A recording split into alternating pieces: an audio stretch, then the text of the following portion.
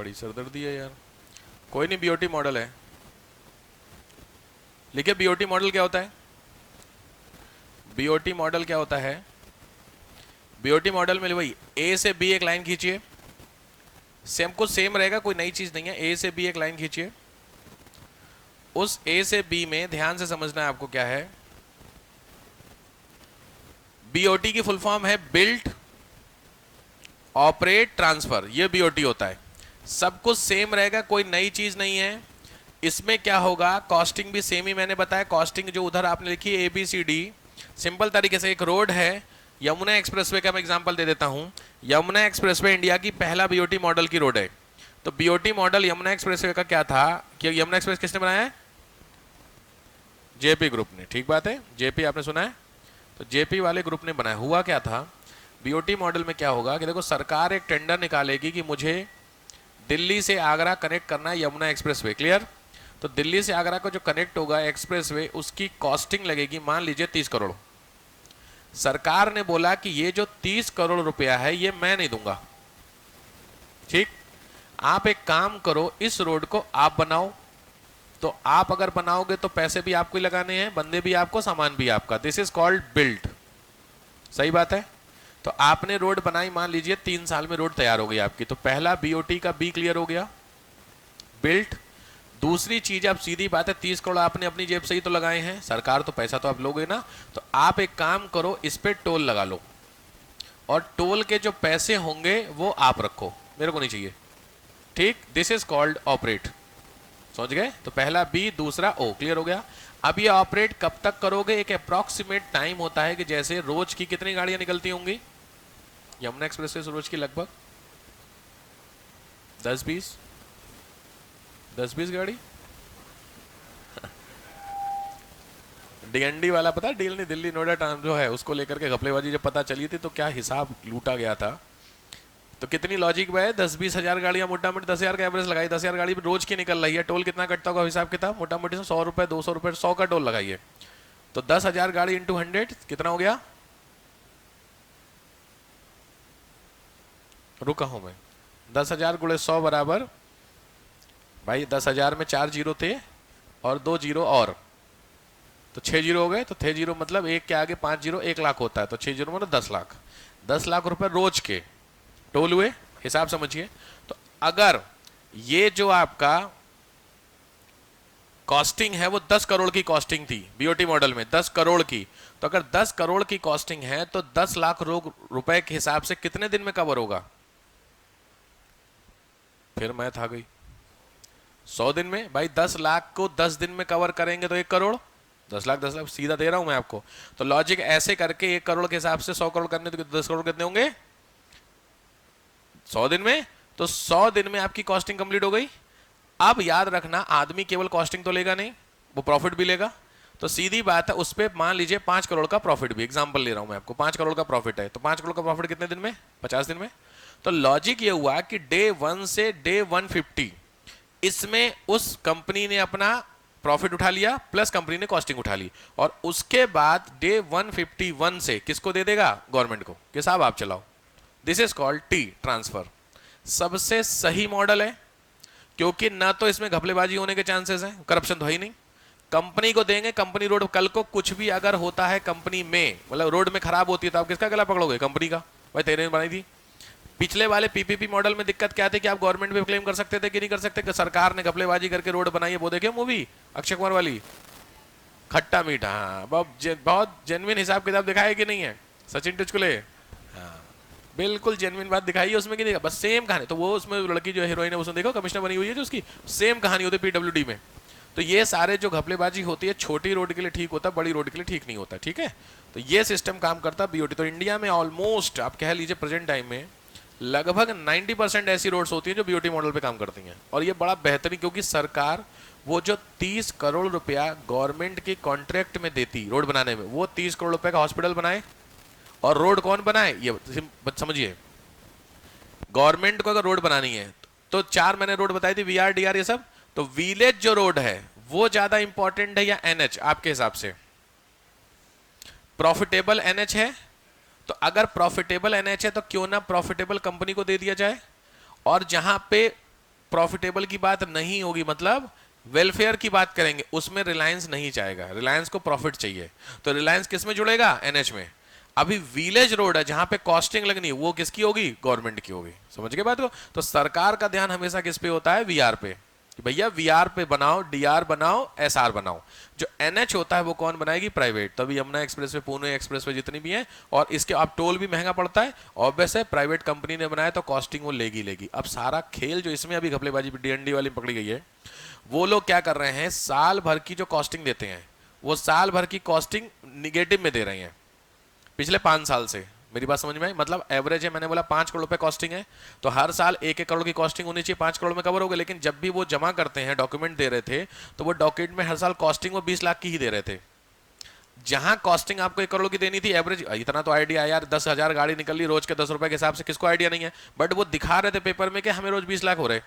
तो लॉजिक, अगर रोज के मतलब महीने के अगर 20 लाख भी आपको हो रहे हैं, तो कायदे में महीने के करोड़ होने थे, तो 5 महीने पीछे हो गए कि नहीं हो गए आप? मेरी बात समझ गए? तो जो कॉस्टिंग आपकी 5 महीने में कंप्लीट है, वो 20 महीने में होगी कि नहीं होगी?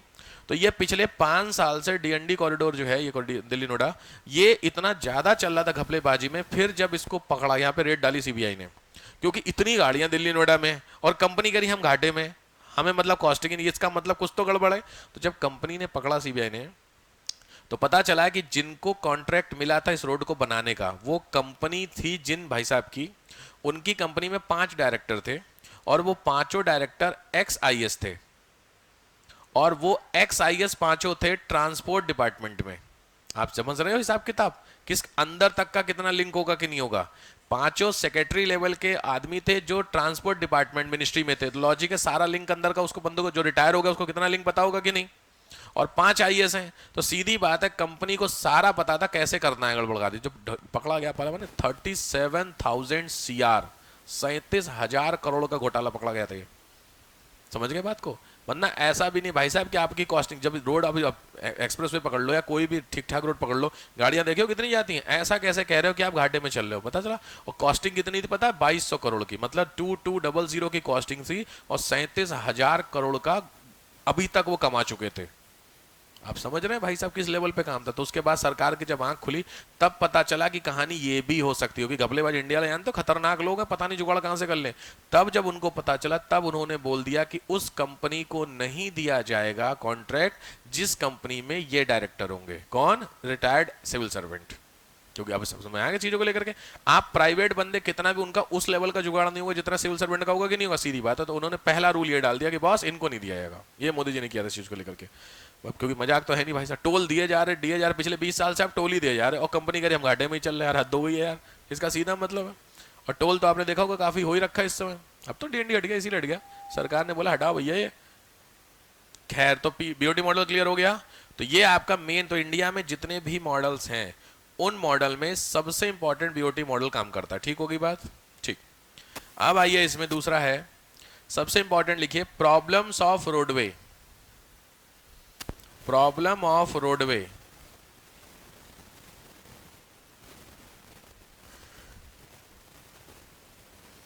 प्रॉब्लम ऑफ रोड ट्रांसपोर्ट या रोडवेज की, रोड ट्रांसपोर्ट की क्या क्या प्रॉब्लम्स हैं? जी साहब शुरू हो जाइए। रोड ट्रांसपोर्ट की प्रॉब्लम क्या क्या है? ट्रैफिक प्रॉब्लम है, बिल्कुल सही है, लिखिए। अच्छा, ट्रैफिक के पीछे का भी रीजन होगा, ध्यान से प्रॉब्लम को जरा समझना। पहला लिखो ट्रैफिक, मेन प्रॉब्लम, लेकिन ट्रैफिक के पीछे के रीजन भी तो कुछ होंगे। क्या? नंबर ऑफ व्हीकल्स एक रीजन हो सकता है, बिल्कुल सही, लिखिए फटाफट। व्हीकल ऑनरशिप नंबर 1, मालिकाना हक, एक एक घर में 3-3 गाड़ियां। दूसरा, इनएडिक्वेट इंफ्रास्ट्रक्चर, अपर्याप्त आधारभूत संरचना। थर्ड, ट्रैफिक के अंदर चल रहे हैं, रीजन दे रहा हूं ट्रैफिक क्यों ज्यादा है। इनएडिक्वेट, क्या हो रही है भाई? इनएडिक्वेट इंफ्रास्ट्रक्चर, अपर्याप्त संरचना। Third, widening of roads, road का चौड़ा ना होना। Next, poor traffic management, poor traffic management.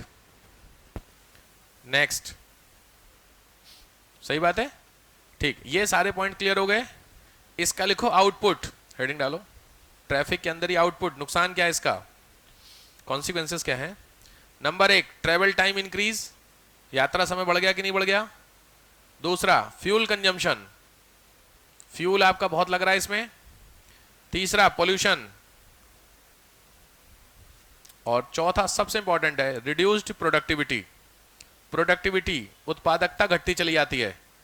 Truck अगर रास्ते में खड़ा है, होता सामान खरीदना, वहां पहुंचते पहुंचते सामान में से 10% 20% सामान खत्म, तो प्रोडक्टिविटी गड़बड़ा गया कि नहीं गड़बड़ा गया, ये दिक्कत। तो ये हुआ पहला ट्रैफिक, क्लियर हो गया। चल दूसरा लिखो इंफ्रास्ट्रक्चर प्रॉब्लम। इंफ्रास्ट्रक्चर प्रॉब्लम की आधारभूत में दिक्कतें क्या क्या है। Number 1 poor road quality, infrastructure के अंदर number 1 poor road quality, road quality का पुअर होना। दूसरा लिमिटेड कैपेसिटी, सीमित क्षमता, लिमिटेड कैपेसिटी सीमित क्षमता। तीसरा third lack of bridges, lack of bridges पुलों की सीमित संख्या। ठीक, तो ये आपके इंफ्रास्ट्रक्चर की प्रॉब्लम होगी, रोडवे की प्रॉब्लम है, इसमें बहुत तगड़ा क्वेश्चन बनते हैं। ठीक, नेक्स्ट आइए। थर्ड प्रॉब्लम इन्वायरमेंटल कंसर्न, पर्यावरणीय समस्याएं। इन्वायरमेंटल क्या दिक्कत है, इन्वायरमेंटल कंसर्न पर्यावरणीय समस्याएं। पर्यावरणीय समस्याओं में दो, पहला है एयर प्रॉब्लम और एयर पोल्यूशन, सबसे बड़ा इश्यू एयर पोल्यूशन। दूसरा green house gas emission, green house gas, global warming इसी का रीजन होगा, climate change, green house gas का निकलना। ठीक, fourth problem economic issue, economic issue चौथी समस्या इकोनॉमिक इश्यू। इकोनॉमिक इश्यू में पहला है high fuel cost, high fuel cost. दूसरा टैक्सेस। थर्ड लॉजिस्टिक चैलेंजेस, सामान की समस्या, लॉजिस्टिक चैलेंजेस, सामान अमान को ले जाने के लिए दिक्कतें होती हैं। अच्छा, आपको अगर लंबी दूरी पे जाना है तो लंबी दूरी पे आपकी प्रेफरेंस क्या होगी, रोड या रेल, ट्रेन। लंबी दूरी का मतलब मिनिमम 1000 किलोमीटर, इतना लंबाई लेता हूँ ऐसे, 100-200 तो कोई दिक्कत नहीं, 1000 किलोमीटर है तो ट्रेन प्रेफर करेंगे। रीजन जल्दी नहीं, जल्दी पहुंचते ट्रेन से, ऐसा है। आप अपनी गाड़ी से जाइए और ट्रेन से जाइए, दोनों में से आप जल्दी किसमें पहुंचेंगे, ऐसा क्या लगता है आपको।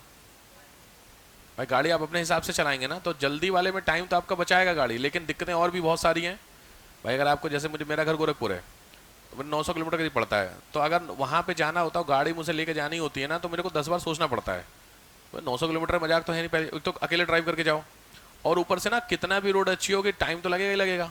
और सबसे बड़ी दिक्कत होती है कंफर्ट, कितनी भी बड़ी अच्छी आप गाड़ी में चला लीजिए और कितनी भी चला लीजिए, गाड़ी में तो बैठे ही रहना है लगातार, तो ऑब्वियस है कंफर्ट। दूसरी चीज सबसे बड़ी दिक्कत क्या होती है, रोडवे जो है उसकी जो रोड की जो हालत है वो भी बड़ी खतरनाक है।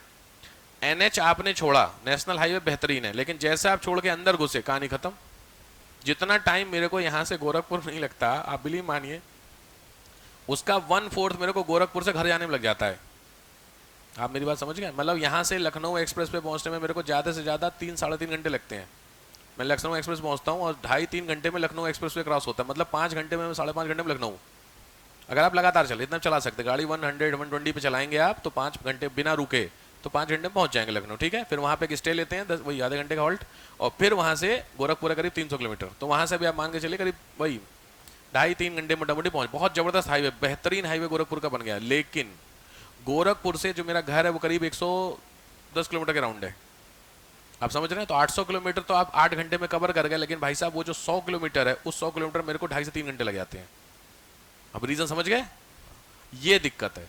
तो मेन हाईवे चाहे जितना अच्छा हो, तो इसमें सबसे बड़ी दिक्कत, अगर सामान वहां किसी को मंगाना है तो सामान के खराब होने के 100% चांस है, क्योंकि यहाँ से वहां तक तो सब सही है, या तो बंदा वहीं से ले ले सामान, लेकिन अगर वो अंदर लेकर के आएगा तो कितनी दिक्कत है। ठीक है, तो ये इश्यूज हैं यहाँ पे ब्रांचिंग ऑफिस में। ठीक है, नेक्स्ट आओ, लॉजिस्टिक चैलेंजेस में आ गए। नेक्स्ट प्रॉब्लम लिखो, सेफ्टी कंसर्न, सेफ्टी का कंसर्न, सेफ्टी कंसर्न में पहला है एक्सीडेंट, एक्सीडेंट। दूसरा जो कंसर्न है वो है ड्राइवर शॉर्टेज, ड्राइवर साहब नहीं है, बड़ी दिक्कतें हैं, ठीक है। नेक्स्ट है इश्यूज, ये इसके अलावा कुछ फुटकर के इश्यूज हैं। पहला है कोऑर्डिनेशन, समन्वय का अभाव। कोऑर्डिनेशन मतलब किसकी बात हो रही है, तो डिफरेंट स्टेट कोऑर्डिनेशन की बात हो रही है, अलग अलग जो स्टेट हैं उनके कोऑर्डिनेशन की दिक्कत है, अलग अलग स्टेट के कोऑर्डिनेशन की दिक्कत है। मतलब एक स्टेट से दूसरे स्टेट में नहीं, वो बॉर्डर ऑर्डर के इश्यूज होते हैं, बहुत बार झगड़े होने लगते हैं। पुलिस केसेस जब होते हैं तो पुलिस केसेस में डेड बॉडी वाला केस बड़ा फेमस एमपी में हुआ था, एमपी यूपी का बॉर्डर था, वहाँ पे एक एक्सीडेंट केस हुआ, तो जो बॉडी थी बॉर्डर पे थी, तो उस बॉर्डर की बॉडी के चक्कर में बॉडी आधी इधर थी आधी बॉर्डर पे, समझ रहे हो, बॉर्डर बॉर्डर पे जहाँ होता है, वो इतनी इशू था, 2 दिन तक बॉडी पड़ी रही वहाँ।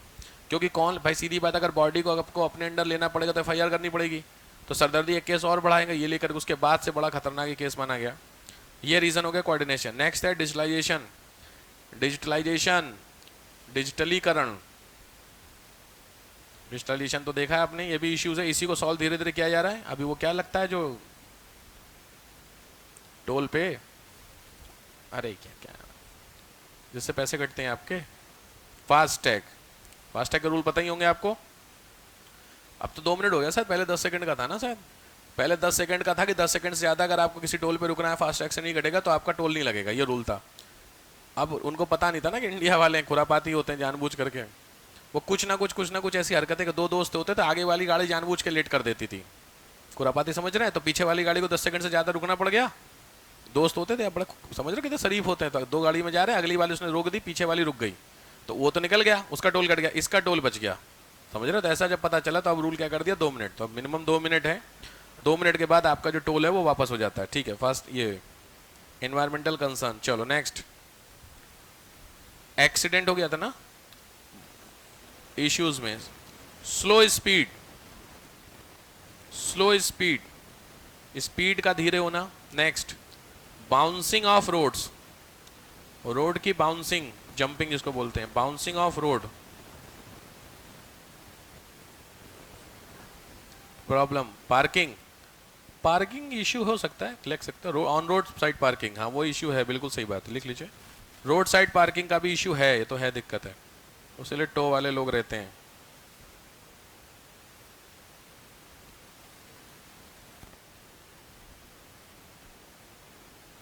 क्योंकि रोड ट्रांसपोर्ट में कई बार क्वेश्चन इश्यूज में कई बार आ रखा है इसमें कि क्या है रोड ट्रांसपोर्ट को, ठीक है। नेक्स्ट है फ्लेक्सिबिलिटी, बदलाव, बदला मतलब सिंपली। दूसरा कनेक्टिविटी, हाँ कनेक्टिविटी। नेक्स्ट, इश्यूज हैं, सब इश्यूज अलग अलग जगहों से मैं करा रहा हूँ। इश्यूज, कनेक्टिविटी, रोड आपस में कनेक्ट नहीं, आगे दिक्कत है। नेक्स्ट,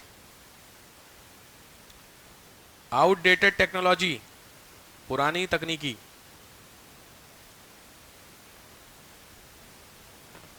सैटेलाइट नेविगेशन इश्यू, आजकल देखे हो जीपीएस ने निपटा दिया था, याद है बरेली का केस था ना, नहर वाला, पुल से गिरा दी थी जीपीएस से, हाँ अरे भैया अब तो जीपीएस पे भरोसा करने लायक 2-3 केस हो गए, एक नहर में गिरी थी, एक वो ब्रिज से गिरी थी, देखे थे, हाँ एक यहीं के थे बच्चे, मुझे याद है, उसके एग्जाम को जा रहा था देने के लिए, एग्जाम भरतपुर उसका सेंटर पड़ा था, मथुरा में भरतपुर एक जगह है वहाँ पे पड़ा था, तो उसने गूगल पे भरतपुर मारा, वो राजस्थान खड़ा, सुबह सुबह निकला 4 बजे, अंधेरे में पता नहीं चला उसको पीसीएस का एग्जाम था, उसका भरतपुर यहीं का है, बहुत अच्छे से उसकी कहानी याद आती है।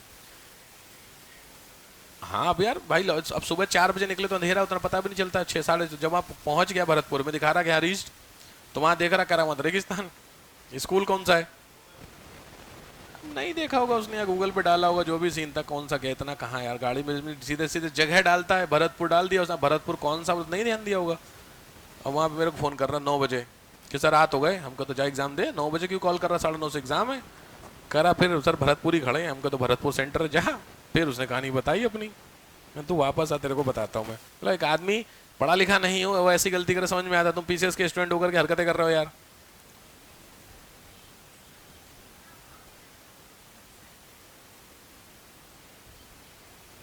अच्छा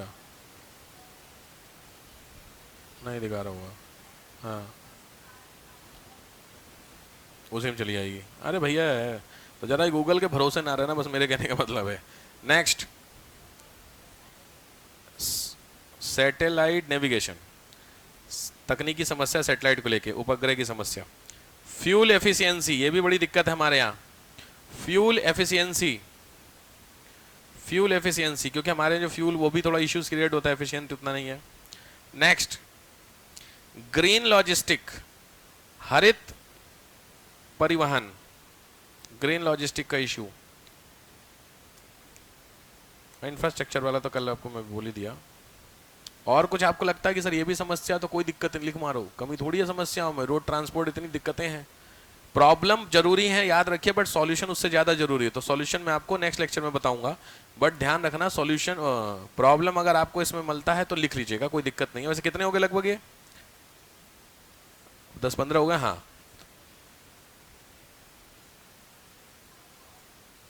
हाँ, इसमें समस्याएं अब अपनी भी जरूर लिखिएगा। इसमें गवर्नमेंट की सारी आपने समस्या लिखी, इसमें लोगों की भी तो समस्या है। लोगों की क्या समस्या? पहला चीज पेशेंस नहीं है, बड़ा सुना आपने, दिक्कत पे पे पे उड़ा के नहीं गाड़ी लेके जाएंगे वो। दूसरी चीज होती है समस्या, मेरे को तो सबसे ज्यादा इसमें जो इश्यूज लगते हैं वो लगते हैं, सिंगल तो गाड़ी अलाउ करनी नहीं चाहिए। जो फोर व्हीलर है, सिंगल बंदा को बैन कर देना चाहिए। कम से कम गाड़ी में 2 लोग मिनिमम बैठेंगे तभी गाड़ी बाहर निकलेगी, नहीं रोड पे नहीं चालान कट जाएगा। सिंपल बात है। देखिए आधे से ज्यादा आप देखिए रोड पे कभी भी, उस पे देखो रेड लाइट पे, आप जनरली नोटिस करना, अकेले अकेले गाड़ी सुबह सुबह, या नोएडा दिल्ली गुड़गांव जितने बंदे निकलते हैं अपनी अपनी गाड़ी लेके निकल जाते हैं। ये है ट्रैफिक का इशू। तो भाई साहब सबसे अच्छा होता है, या तो सबसे अच्छा कंपनी में नहीं लोग कर लेते हैं आपस में, 3-4 लोग एक सी गाड़ी में चले, बोलेंगे सबसे अच्छा काम कर, पैसे लगने हैं, पैसे लगे, काम खत्म है। इस तरीके से गवर्नमेंट कुछ करे तो बेन, बट इसमें दिक्कत क्या होगी, फिर गाड़ियां नहीं बिकेंगी। भाई अगर आपने 1 की जगह 2 कर दिया तो गाड़ी हाफ हो गई कि नहीं हो गई? तो सीधी बात है, अगर हाफ हो गई तो पैसा आरटीओ में नहीं जाएगा, तो सीधी बात है सरकार का नुकसान। तो सरकार को पता किधर से पैसा खींचना है, दिक्कतें समझ रहे हो? इसमें अल्टीमेटली आपकी खुद की समझदारी है कि बॉस गाड़ी मत निकालिए।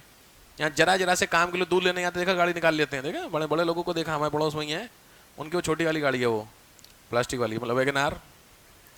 अच्छा वैगनार किसी के पास बुरा नहीं मानना भाई मेरे को। अच्छा वैगनार बड़े मजाक, वैगनार और बेलोनो बहुत खतरनाक वाले मजाक उड़ाए जाते हैं इसके। तो खतर वैगनार इसलिए क्योंकि ना उसको आधा स्टार मिली है सेफ्टी रेटिंग में। उसको ना आप ऐसे तेज से मारो पिचक आएगी, वो इतनी खतरनाक गाड़ी है ना वैगनार। हाँ तो वो हर जरा सा होता, वो गाड़ी लेके उतारा था नीचे चाबी लेके और लगा था, जा रहा मैं, कहाँ जा रहा, कह दूध लेने जा रहे। ठीक है भाई, तो इस तरीके की समस्याएं तो हैं कहीं ना कहीं। ठीक है, तो खैर इसका सॉल्यूशन तो दिया जाएगा। ठीक है, चलिए।